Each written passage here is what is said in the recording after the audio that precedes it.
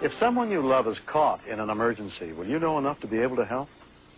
That moment came for one mother on May 16th, 1988, in the small town of Xenia, Ohio. All of the people involved have returned to help us tell her story.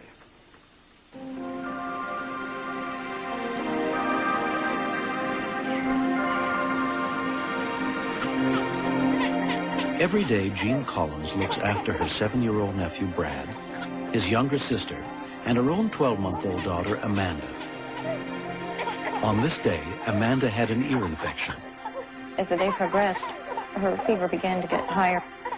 Amanda started to cry, and I went to pick her up, and that's when I called the doctor's office, and Amanda started going into her convulsion. When I talked to the nurse then, she said, hang up and call an ambulance. 911 was all I could think. But Xenia had no 911 system. The nearest available 911 operator was 60 miles away in Cincinnati. She routed the call back to Xenia's one emergency dispatcher, Jay Smith. Xenia Police Fire Communications. What's the address, ma'am? 1557 Roxbury. Okay, ma'am. Fire Station 2, attention 1325. Call for a squad to 1557 Roxbury, child not breathing. 1325 to 1557 Roxbury, child not breathing. Ma'am, listen to me now, please. Ma'am. There was just a desperation in her voice that I'd never dealt with before, and it got my attention. I felt that I couldn't leave this lady. I had to deal with it and stay on the line with her no matter what. Okay, get your baby on the back and make sure that there's nothing in the throat. Okay? 1557 Roxbury. 1547. Ma'am, they're on the way. Tilt the head back. Place your mouth over the baby's nose and mouth. And breathe in.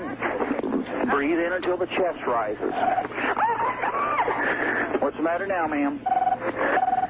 Ma'am? She's not doing anything. Okay. Ma'am? When my Aunt Jean started screaming about Amanda, I got real sad, and I thought she was going to die. Listen to me, ma'am. Ma'am? Listen to me, ma'am. Okay. You're going to have to try to clear the baby's throat. Okay. Okay? Ma'am, listen to me. Amanda? 1311, 1321. Ma'am? Okay, listen to me, please. Okay, you're going to have to get the baby's throat clear. Tilt the head back. Okay, try to pull the tongue up with your fingers. I can't hold the phone and listen to you. Okay, well, just go ahead and try that. Lay the phone down and then come back to me, okay? Dispatch 1311, okay.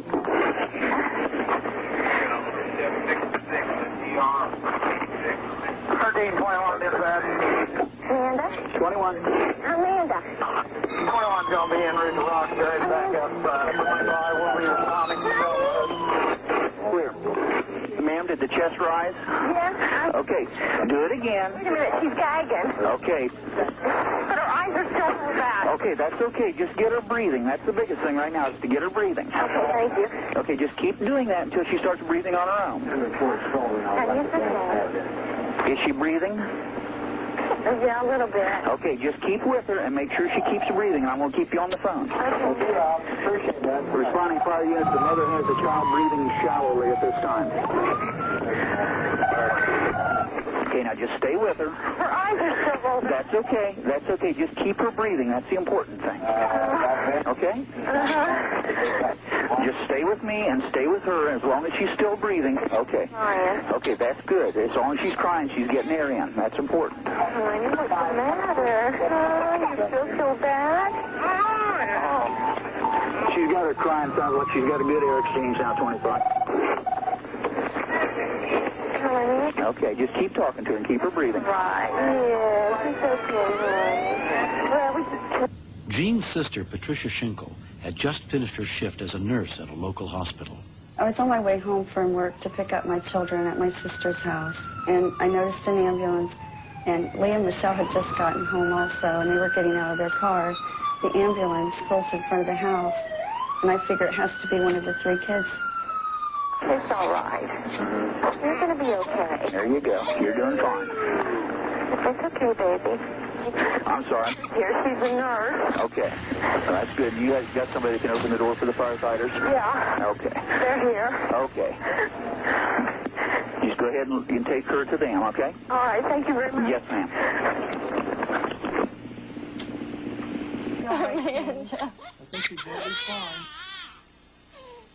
Amanda's high fever had caused the convulsions. Until the airway was unblocked, she could not get any oxygen in, not even with artificial respiration. Amanda had stopped breathing, but when examined at the hospital, she seemed to have suffered no ill effects.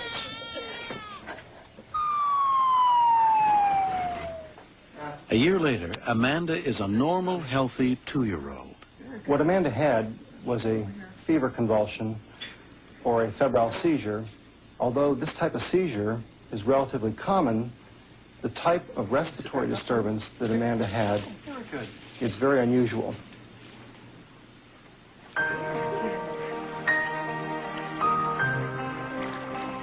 The Collins family has kept in touch with dispatcher Jay Smith. Jay is so special. The city recognized him for what he did, and they invited us to come and see him receive his commendation. And it was like seeing a friend or somebody when I saw him, and they said, "This is Jay Smith." I hugged him, and I said, "Thank you." He's so wonderful. He was so patient on the phone.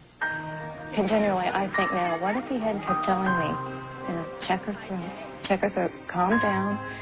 He stayed with me totally through the whole thing. He was like, that phone was like, it was like my lifeline, my connection to somebody else who was helping me. I can't describe how special he is.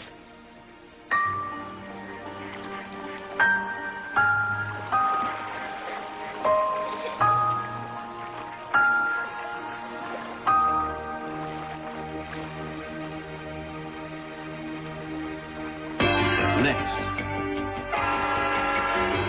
We always had a fear of the tracks. In the back of your mind, you always think, God, I just hope these kids always learn that they never should go there.